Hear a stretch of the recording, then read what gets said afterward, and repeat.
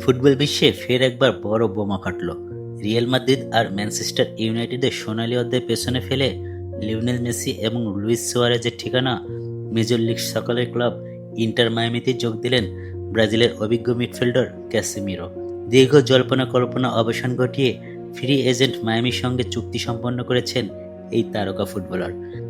2027 সালে MLS মৌসুমে শেষ পর্যন্ত তার সাথে চুক্তি করেছে ক্লাবটি, যেখানে 2029 সালে জুন পর্যন্ত চুক্তি বাড়ানোর অপশনও রাখা হয়েছে।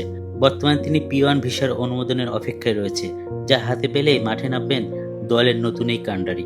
ক্যাসিমিরে এই যোগদান নিয়ে উচ্ছ্বসিত ক্লাবের মালিক জর্জ মার্স এবং ডেভিড বেখাম জানিয়েছেন, রিয়েল ও ইউনাইটেডের মতো ক্লাবে দুর্দান্ত এক ক্যারিয়ারের পর মায়ামিকে পরবর্তী গন্তব্য হিসেবে বেছে নেওয়াটা ক্লাবের জন্য বিরাট পাওয়া। আর ক্যাসিমিরো নিজে জানিয়েছেন, জয় করার মানসিকতা এবং নতুন এই প্রজেক্ট তাকে দারুণভাবে অনুপ্রাণিত করেছে।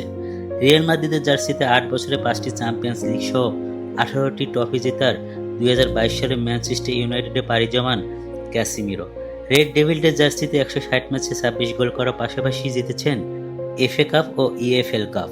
এমনকি সদ্য সমাপ্ত 2026 বিশ্বকাপে ব্রাজিলের জার্সিতে দারুণ পারফর্ম করেছেন তিনি। মেসি সুয়ারেজের পরে এবার ক্যাসিমিরো যোগ দেওয়ায় মায়ামিতে যে তালা মেরা বসেছে তা বলাই বাহুল্য।